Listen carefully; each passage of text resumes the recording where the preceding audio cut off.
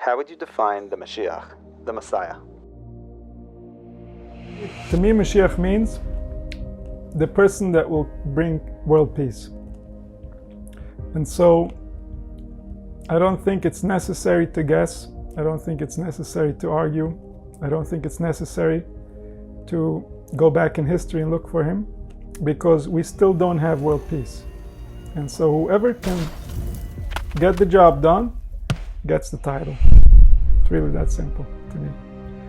And what it means is that people will have access to a different level of physiology, to their biological organs, starting from the heart and following through with all the other organs, will be more conscious, more aware of each other, and they will be able to help each other in a way that's currently not available because of how we behave.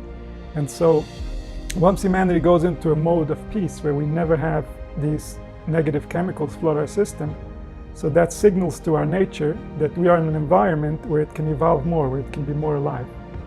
And so there will be a biological change that will cause us to feel different. It will cause us to feel blissful. It will cause us to feel deep enjoyment from the fact that we were created. And at that point, nobody will ask, why was I created?